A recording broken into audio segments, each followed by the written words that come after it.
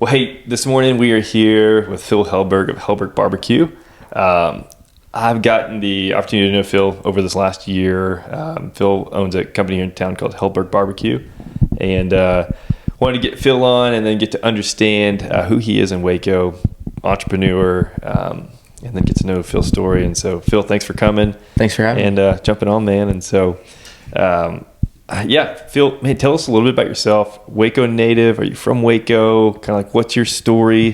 Where are you from? And a little bit about yourself. Thanks. Grew up in the Houston area. Lived there for 19 years and moved away when I went to go work on a cruise ship, actually, in Hawaii. And so that was my, I'd done some traveling around the West. I was big into outdoors. Yeah. I wanted to do a national outdoor leadership school course so that I could be a mountain guide. I was a big nomad, what? Totally different. No idea. As much as a homebody as I am now, you would never guess. But that was the path that I was on. And I just wasn't being able to save enough money. I was working in the back office of a surgeon's office in the medical district in Houston. Okay. And just, I met a guy who had, he had jumped on board in the office as a marketing guy, and he was like, we were just kind of chatting, and he was like, you should do what I did. I paid off all my student loans in 2 years working on this cruise ship. Like, you're the perfect age for it. You don't have any bills and you make all this overtime. You just save all the money. You get your room and board's free. So I checked it out. They happen to have a job fair coming to town like the next week. And so I went, got the job, shipped out in like April of the next year, and did 2 contracts out there in Hawaii. It was awesome. Dude, cool job. Super hard work. Very uncomfortable. It's culture shock and everything. I mean, that could be a whole nother podcast just about ship life. But and on the water. Living at sea.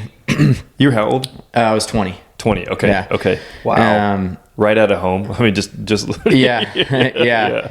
Like, I grew up in like North Houston area and then moved downtown for work and lived down there for about a year with a good buddy of mine, roommate of mine, who actually lives in Waco now, opened a cigar shop. You should have him on. Really? What's his name? His name's Kelby. Okay. Honeycomb Cigars over there. McGregor. No, Bosky. Yeah. Okay. Yes, I know exactly. Yes. Yeah. I know what you're talking that's about. like my best friend from over 10 years ago. Like he and his wife moved out here recently and started their shop about a year ago. Okay. But he and I used to live together in Houston. So anyway, he moved up to Salt Lake City and started doing real estate. And then I went out to Hawaii and worked on the cruise ship. So then about a month into that, I met my wife, Yvette. She was actually a passenger on the ship. She was on for her 21st birthday. It's a Goldie Hawn story. Her whole family was there and everything. And we just kind of connected.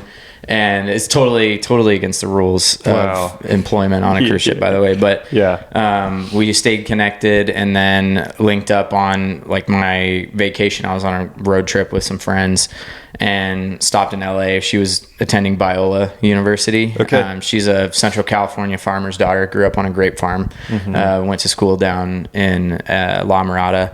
And I wasn't like really looking for a wife at the time. It's usually when it happens. Exactly. But then like after we spent some time with her in LA for a couple of days, and then we went up to Yosemite and backpacked up there for about a week. And that's when I told my friends, I was like, man, I really like this girl. Like this is something about her. So I did a couple more months on the cruise ship and then left ship life, moved to California. She was finishing up her degree.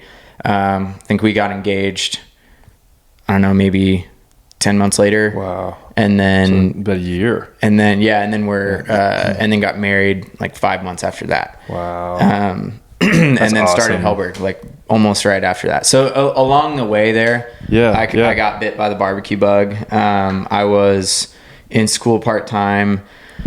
I was working part-time, and I was racing mountain bikes like a madman. That's You what I spent. That's what I spent most of my time we have doing. to mountain bike. I had no Dude, idea. I have not been on my bike since I moved back to Texas. Do you still have a bike? It's so shameful. Yeah, I have a great bike. Dude, we'll go ride. And it's just sitting in my carport. You're now like the third, like my financial advisor. My golf swing coach is a huge mountain biker. Yeah, I think he's more interested in getting me back on the bike than he is making me better at golf. And now 3. So all right. I gotta do it. But that's kind of what my life was like in California. And somewhere along the way, my mother-in-law bought me a little backyard smoker. I was really missing home. Like anytime I'd go to these bike races, I'd wear like my Texas jersey. Everybody called me Texas. Like that was my nickname. And like any time that we had available, we would road trip back here and I would show Yvette around the state and we'd go visit, I took her to the Alamo and rodeo and, and so she was from California? Okay. That was her home. And she loved it. And I had 2 stepsisters that went to Baylor. And so along our travels, of course I took her to Houston, like where I grew up, and showed her all around there. And we visited Baylor a couple times. Like both of my stepsisters did sing. The like big performance that they do. I think it's like in springtime. They both did sing. So we visited for that twice and visited for graduation twice. So we came here a total of 4 times over, a couple of years.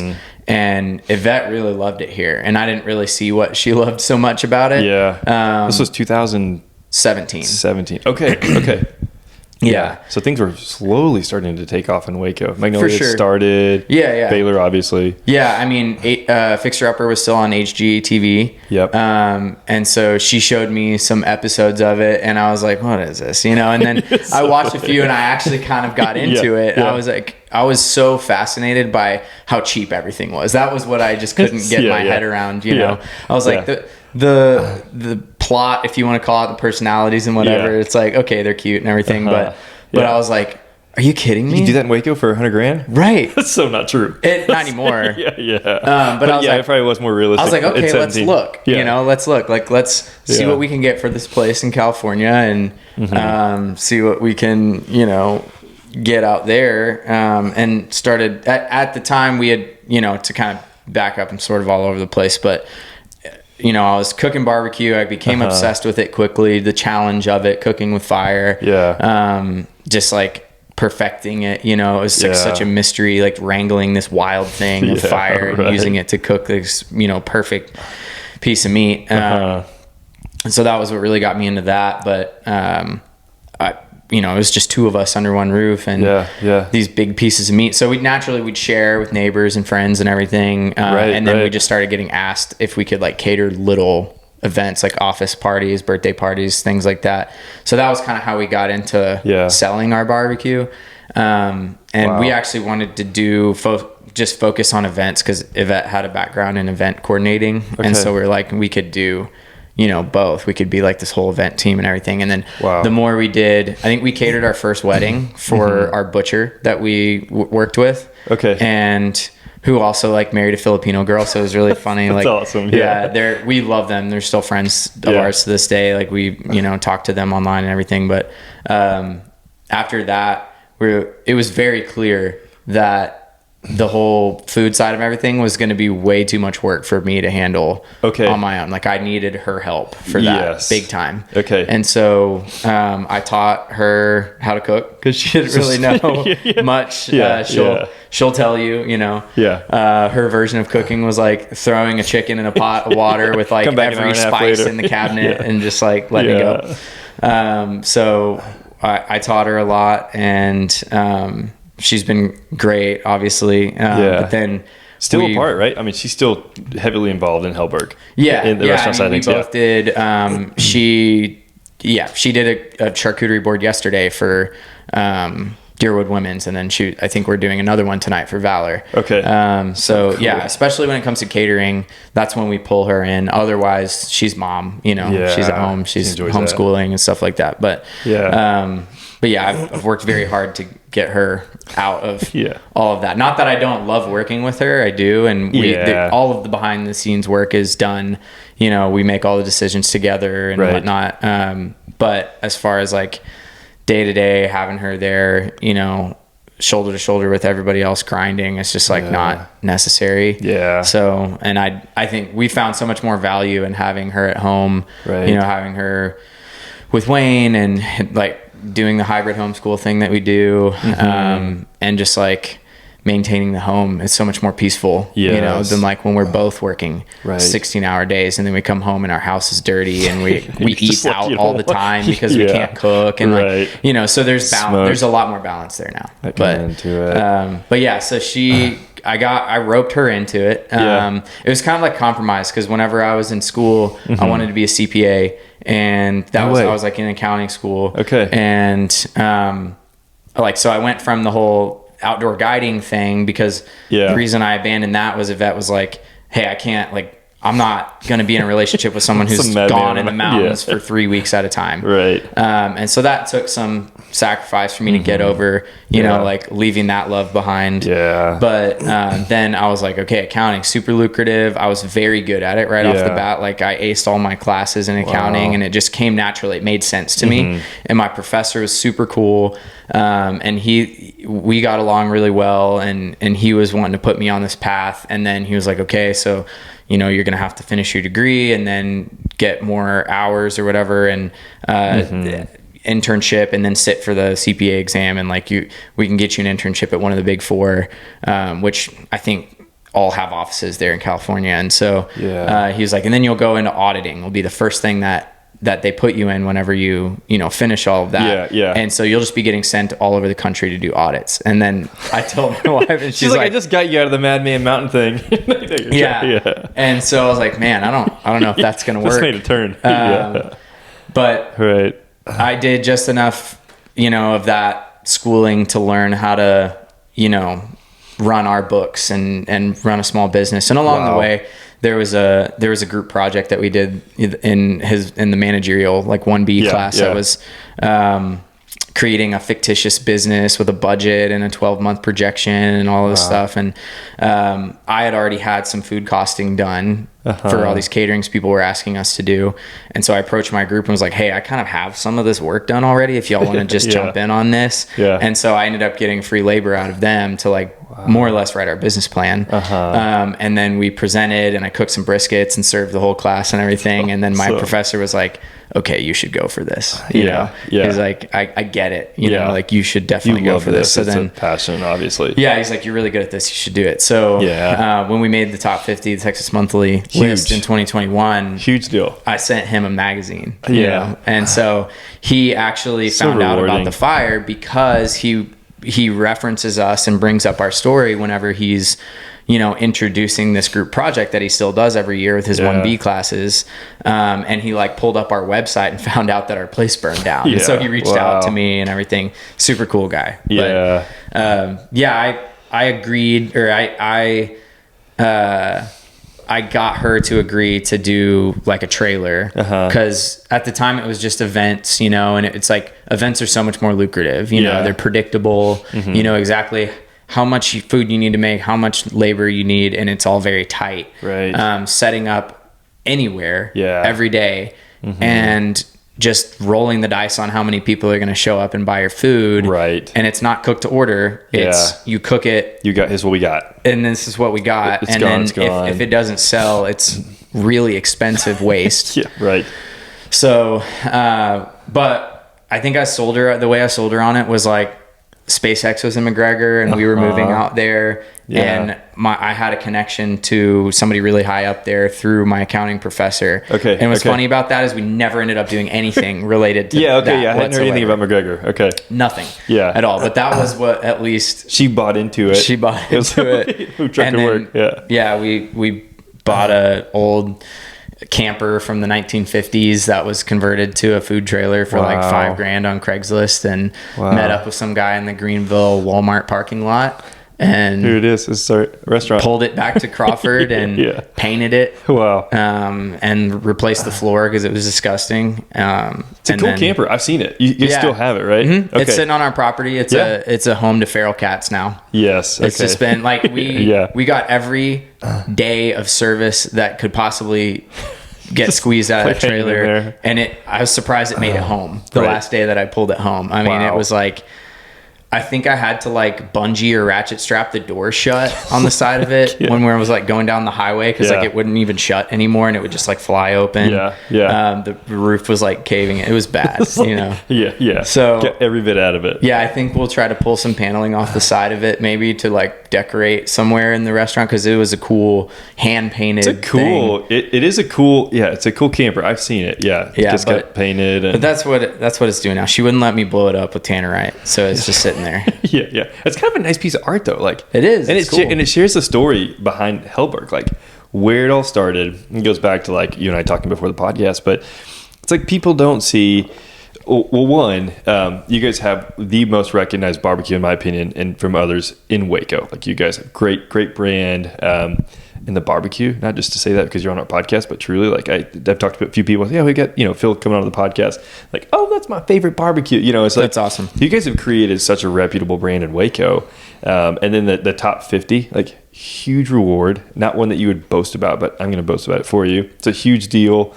But also what people don't know, you mentioned the fire a second ago, is like you guys have had to overcome like some big obstacles. I mean, you got a portable pit you fell in love with, like chasing the fire, and then you guys bought this old 1950s trailer and worked the mess out of that thing, and then we're lucky enough and just like blessed enough to have a brick and mortar out off Highway 6. And then, is it 22? When did the fire happen? It was almost a year ago. So it was 3 days after Thanksgiving of last year, 23.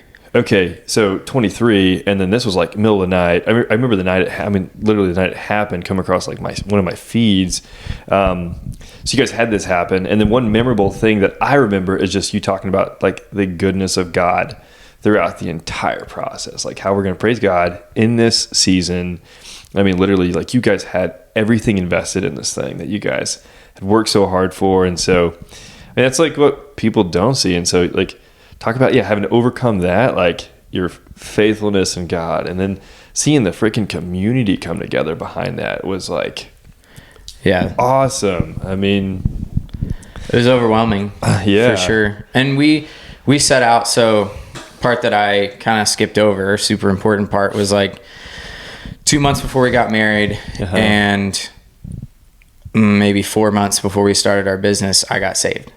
I got baptized in the Jordan River in Israel on a trip. Shut up. Freaking cool. On a trip, but we were there to like with some folks from her former high school, like alumni and a couple of students and teachers, and like the teacher that led that trip is a great friend, and his kids are all great friends of ours too.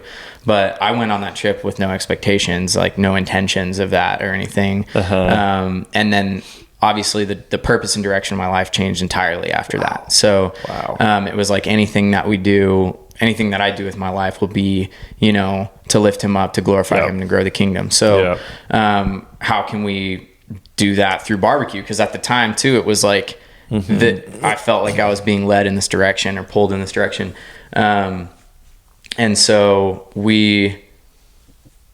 shortly after we moved here, the folks that we bought our property from, were like, had been members at Antioch forever, right? And they're like in their 80s, and they brought us along. It was actually really sweet. When we came to tour the property, they invited us to church the next day. Wow. And so we went there and saw them and everything, and then had breakfast with them afterwards and whatnot. Yeah.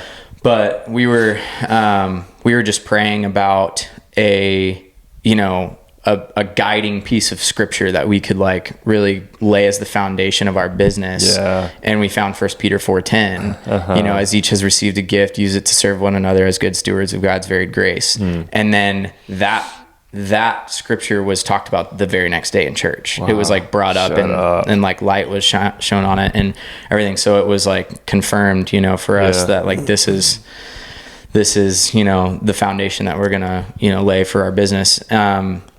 And we've had a lot of trials, within the first year. Like we were super blessed to find that location out there, that a lot of people thought was just bananas. Like, why would you move out of downtown and go out there in the middle of nowhere? Right. But like the proof was just in the pudding. Like we saw downtown, there was a lot of, attention and hype and people posting on social media and whatnot, but just not a lot of dollars getting moved, you know? Right. And you can't pay the bills on hype, you know? So Yeah, we got asked by Valley Mills Vineyards, like the social media marketing guy for VMV was like, lived right down the street from Pinewood where our first location was. He invited us to come out there on a Saturday night over summer. Okay. They're serving, doing wine tasting, and they had live music, and their food truck bailed. And he was like, would y'all come out, serve barbecue? And it was on our way home, and we were not in a position to say no to anything at this time. Like we were, yes, or whatever you could say yes to at the time. We were trying to make it work because like Saturdays over at Pinewood over summertime were so slow because like everybody's gone, that we were setting up at the farmer's market in the morning on Saturdays and selling like brisket kolaches basically. We've had those.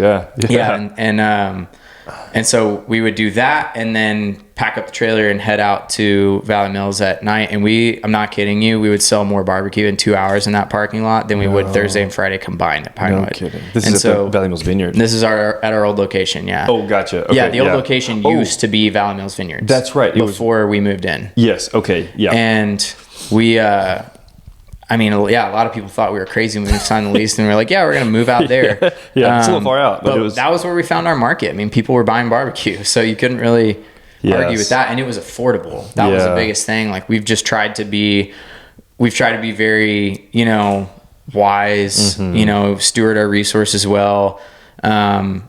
In the early times, like we weren't looking to take any big risks. We didn't take out any loans. We didn't take on any partners, anything like that. And we've tried to remain that way, and so we just saw an opportunity where we could piece this thing together and pull up, pits on trailers and a big old kitchen trailer and kind of make our little trailer park out there and cook the food and serve it inside and have a dining room.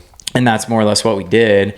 And then over the years, things got more somewhat permanent there on the site, and we looked into trying to buy it. And that it didn't work out. And then we ran into other issues of being out there, on that property specifically, as we got busier. Like, you're not gonna believe this. We're getting our final inspection to open there.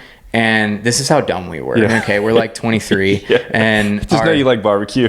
Serving people. And the inspector's like, "Okay, so did y'all ever find out if you're on sanitary sewer or septic?" And we're like, "I think we're on sewer." And then he calls up OSSF, who I had no idea who that was, and he's like, "Oh no, y'all are on just like 1,000-gallon conventional septic system. That's not going to work. You can't open a restaurant grand opening here." Tomorrow. We had spent the rest of our savings on this building, fixing it up into a little DIY little restaurant.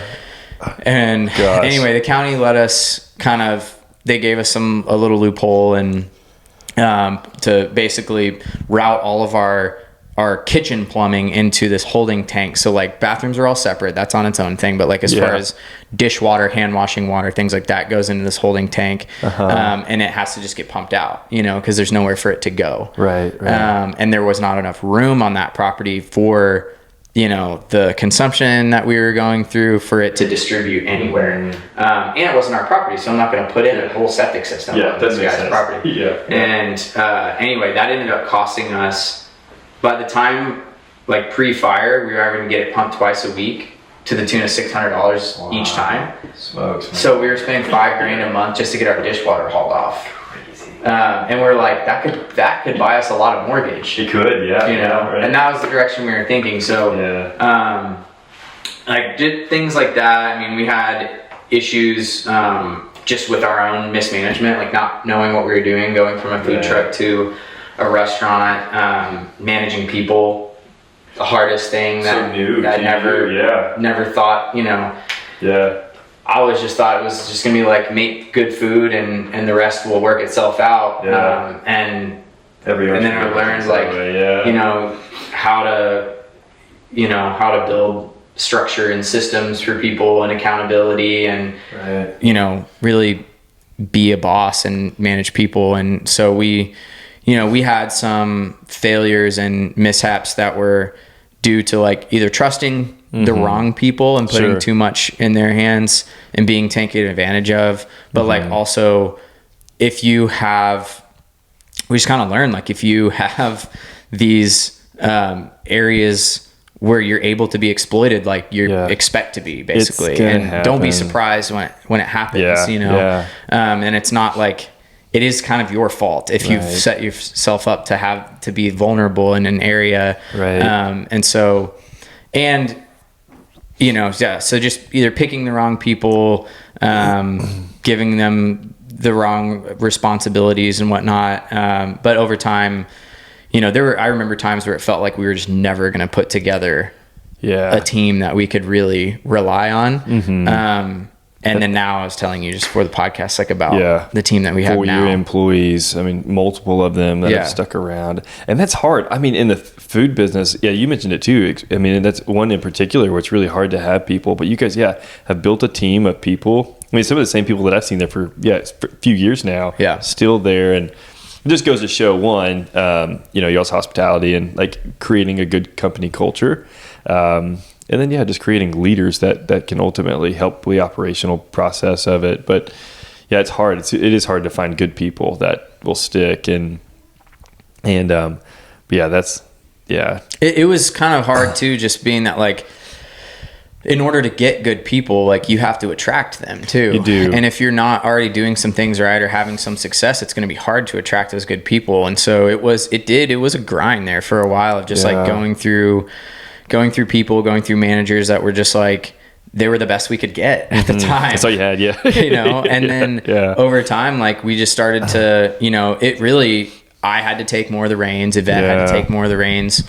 And we had to like really just grind it out. I mean, we went through this season where it was like super hard grinding out 16-hour days. And then we put together a team, and we had our son like in the middle of all of that. And then it was like way more hands off there for maybe 5-6 months. And then it all started to crash and burn. And so then I had to go back in to the 16-hour days again for a good year and a half once we had the brick and mortar, and just basically build it back. And that was, throughout that time, we grew, we were more consistent.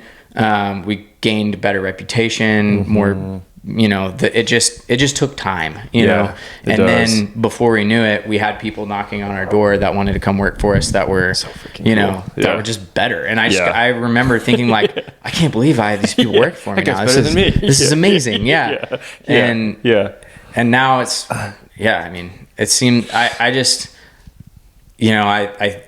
the best, advice I guess I could give to anybody who's kind of going through that is just know that every season ends, every season ends. It's not going to be like that forever. Just hold on, Right. God is faithful, like we, throughout the time after the fire, obviously we've had moments that weren't nearly as public, like these moments where we've had to like let go of managers, because of like issues or, mistakes that we've made.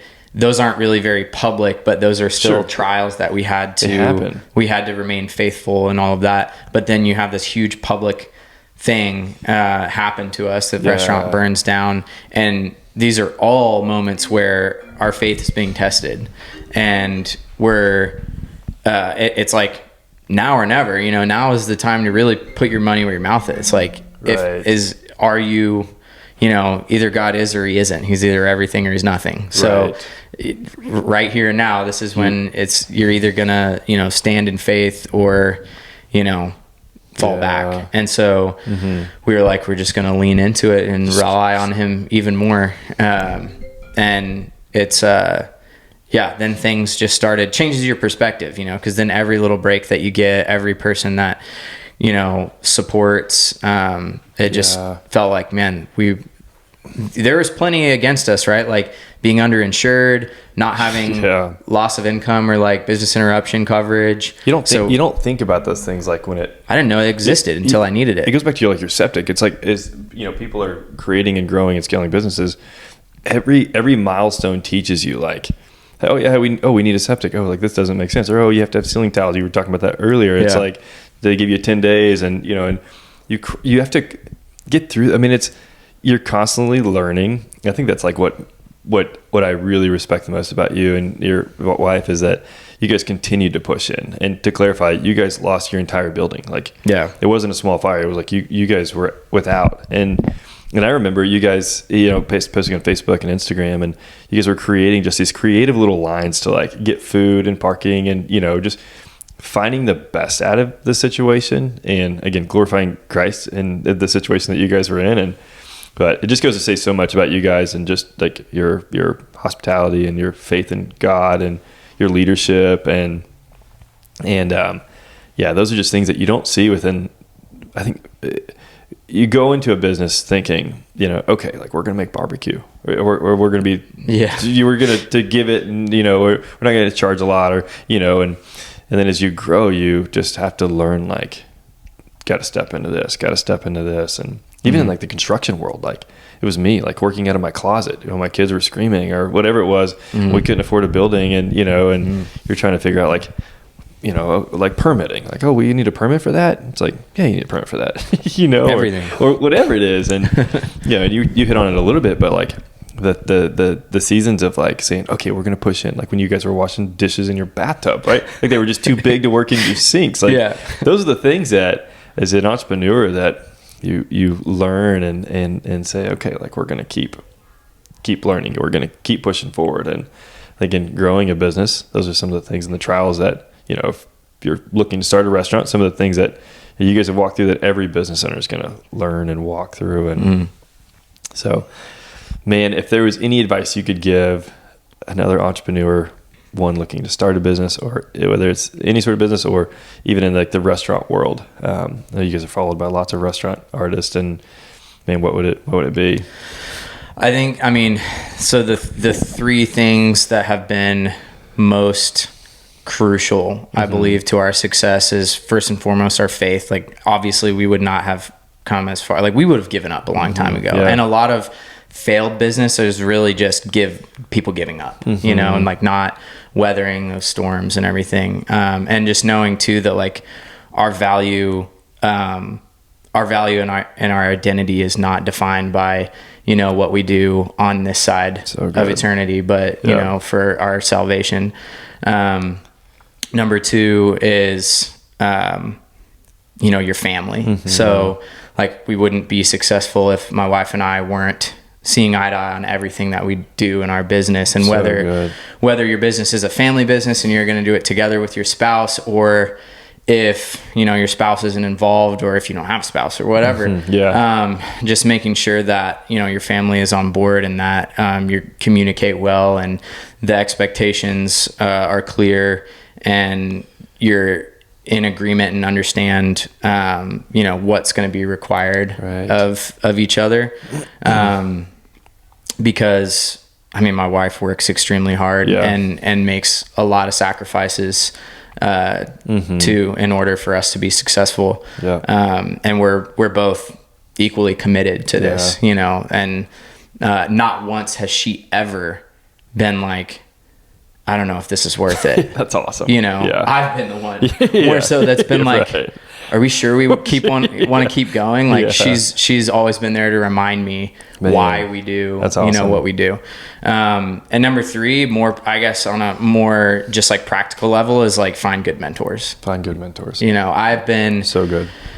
And no matter what industry that you're in, I think it's possible, there's, within the restaurant industry, more so than people would ever expect or realize or understand, especially us small, like independent family owned restaurants really have each other's backs. Like I could list people in this community who have literally saved me thousands of dollars just with pieces of advice, so true. That are like, oh, we do this, like, oh, we got this, membership for your online web, restaurant store where you buy half your paper goods and it saves us on shipping. And oh, by the way, if you get the credit card, you get 3% back on everything that you buy from there. That's a thing, So it's like, I've literally saved thousands of dollars over the last couple of years just on that one piece of advice. And that's like somebody that from an outsider's perspective might be like, well, that's your competitor. Why would they, but it's not like that. No. And then even within the barbecue world, like,